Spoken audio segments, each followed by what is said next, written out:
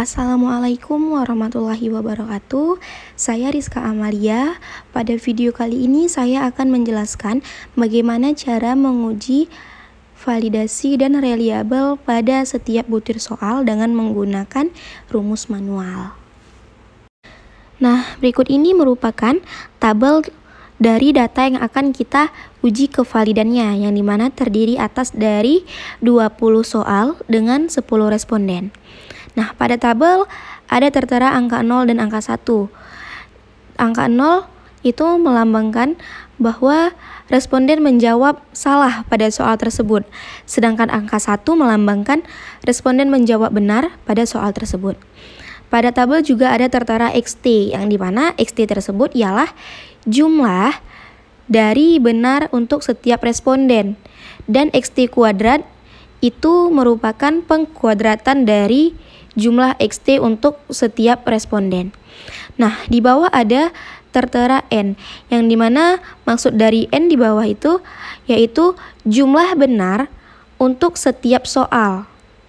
Nah, dari data ini kita akan menentukan setiap butir soal ini apakah valid atau tidak dengan menggunakan rumus manual. Adapun rumus manual untuk mencari kevalidan dari setiap butir soal, kita dapat menggunakan rumus poin biserial, yang dimana rumusnya yaitu R PBIS sama dengan MP dikurang MT per SDT dikali akar P per Q, yang dimana RBPIS merupakan koefisien korelasi poin biserial. MP merupakan skor rata-rata hitung untuk butir yang dijawab betul. MT merupakan skor rata-rata dari skor total. SDT merupakan skor standar deviasi dari skor total. P merupakan proporsi siswa yang menjawab betul pada butir yang diuji validitasnya. Dan Q merupakan siswa yang menjawab salah pada butir yang diuji validitasnya. Nah, dan ini merupakan rumus besar ataupun rumus utama dari poin biserial. Nah, untuk dapat menggunakan rumus ini, kita akan melakukan turunannya. Yang pertama, kita akan mencari MP. Adapun rumus MP yaitu MP sama dengan total XT siswa yang menjawab benar per jumlah siswa yang menjawab benar. Nah, agar mudah memahaminya, kita langsung contohkan untuk soal yang pertama. Nah, jumlah siswa yang menjawab benar pada soal pertama itu ada 7 orang. Yaitu, kita lihat pada tabel, yaitu ada pada nomor siswa yang kedua, siswa yang ketiga, siswa yang keempat, ke-6, ke-8, 9, dan siswa yang ke-10. Nah, maka untuk mencari total dari XT itu, kita harus totalkan seluruh jumlah benar yang dimiliki para siswa. Yang dimana untuk siswa yang kedua, dia memiliki benar 9. Siswa yang ketiga, dia memiliki benar 14. Siswa yang keempat, 16. Siswa yang keenam ada 18. Siswa yang ke-8 ada 13. Siswa yang ke-9 ada 14. Maka jumlah benar untuk setiap siswa ini akan kita totalkan. Maka totalnya yaitu sama dengan 80. Maka total XT siswa yang menjawab benar sama dengan 80. Nah, langsung kita masukkan ke rumus. Maka MP sama dengan total XT siswa yang menjawab benar yaitu 80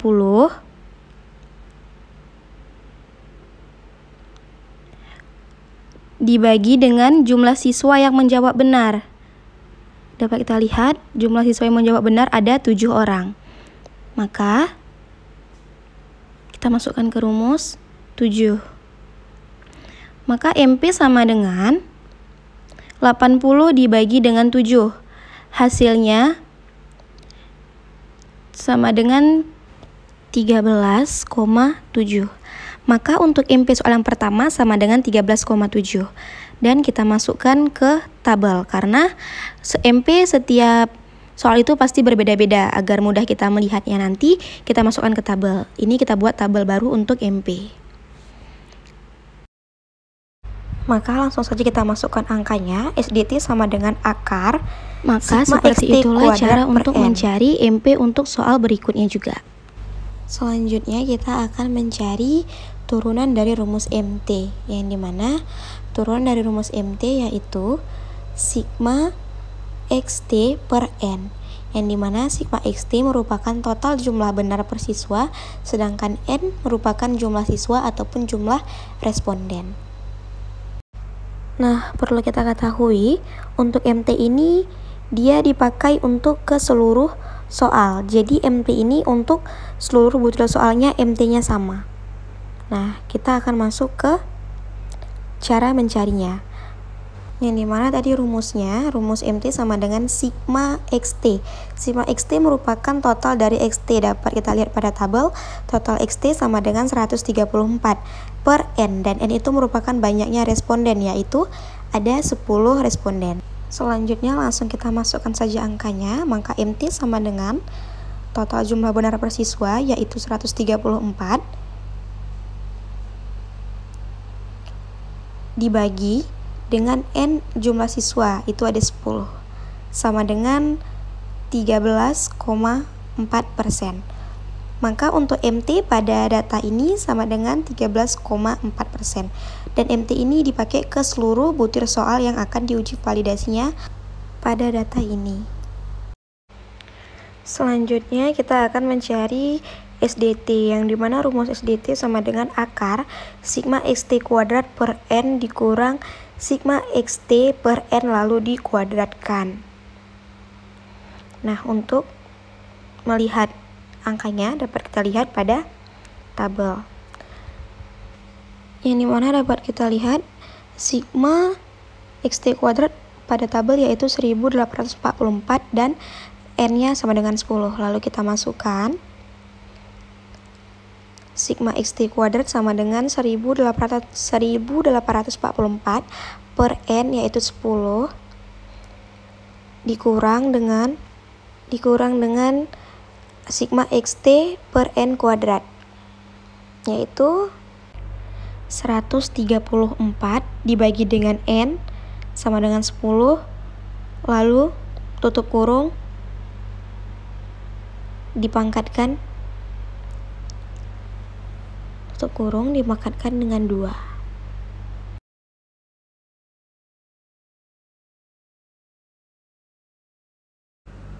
Lalu kita selesaikan.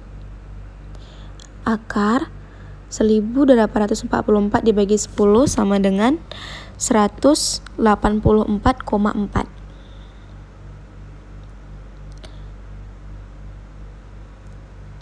Dikurang 134 per 10 sama dengan 13,4 dipangkatkan dengan 2 sama dengan 179,56.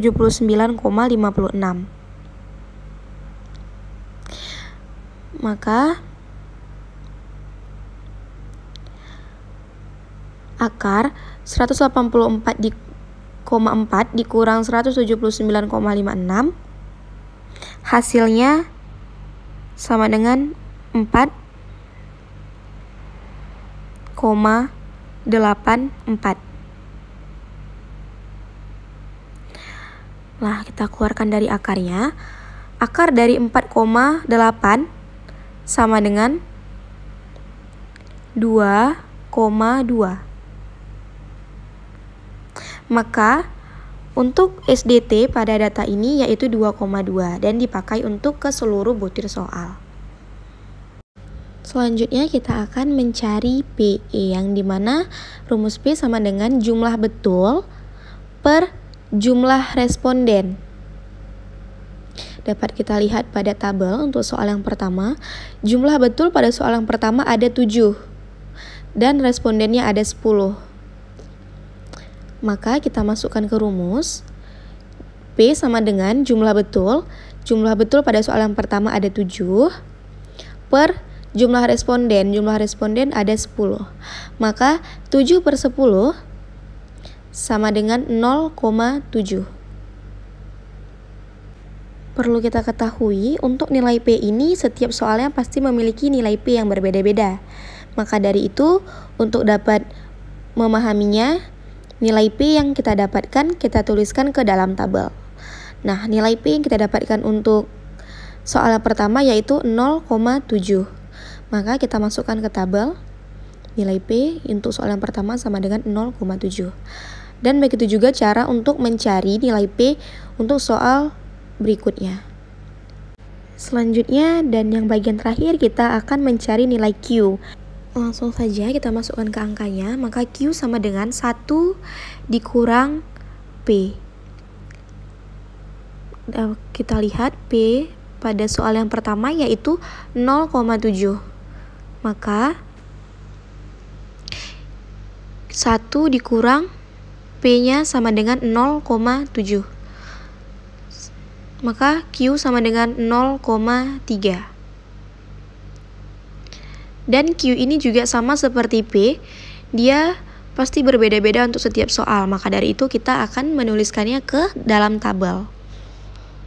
Maka Q untuk soal yang pertama sama dengan 0,3.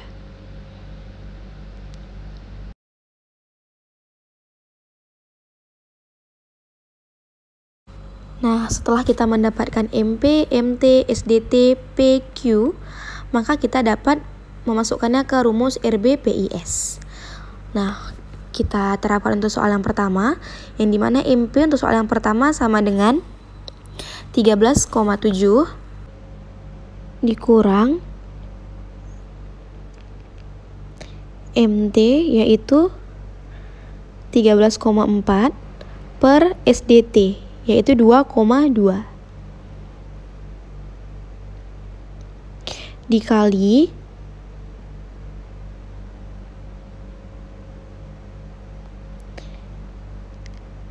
dengan akar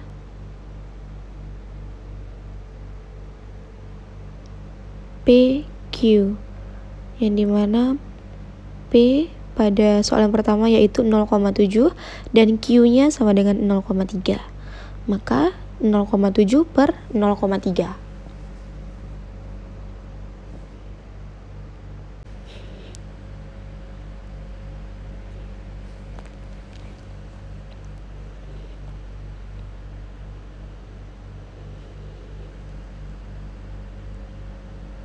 Lalu kita turunkan.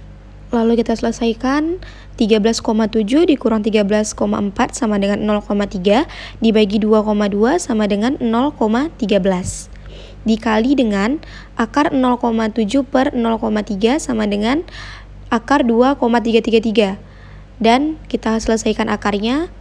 Akar dari 2,333 ialah 1,5. Kita kalikan 0,13 dikali dengan 1,5 sama dengan 0,2. Maka RBPIS untuk soal yang pertama yaitu 0,2. K RBPIS untuk soal yang pertama sama dengan 0,2. Kita tuliskan ke dalam tabel agar nanti kita mudah menentukan valid atau tidak validnya. Dan begitulah cara untuk mencari RBPIS untuk soal-soal berikutnya. Nah, berikut ini adalah nilai-nilai RBPIS untuk setiap butir soal. Nah, untuk menarik kesimpulan apakah soal tersebut valid atau tidak valid, dapat kita gunakan kriteria pengambilan keputusan yang dimana jika nilai RBPIS-nya lebih besar dari 0,3 maka data tersebut valid. Sedangkan jika RBPIS-nya lebih kecil dari 0,3 maka tidak valid. Dapat kita lihat pada tabel hanya 2 soal yang RBPIS-nya lebih dari 0,3. Maka dari itu soal yang valid hanya 2 soal, yaitu soal ke-5 dan ke-6. Nah, sekian penjelasan dari saya tentang cara menguji validasi dari setiap butir soal dengan menggunakan cara manual. Semoga dapat berguna untuk kita semua. Wabillahi taufiq wal hidayah. Wassalamualaikum warahmatullahi wabarakatuh.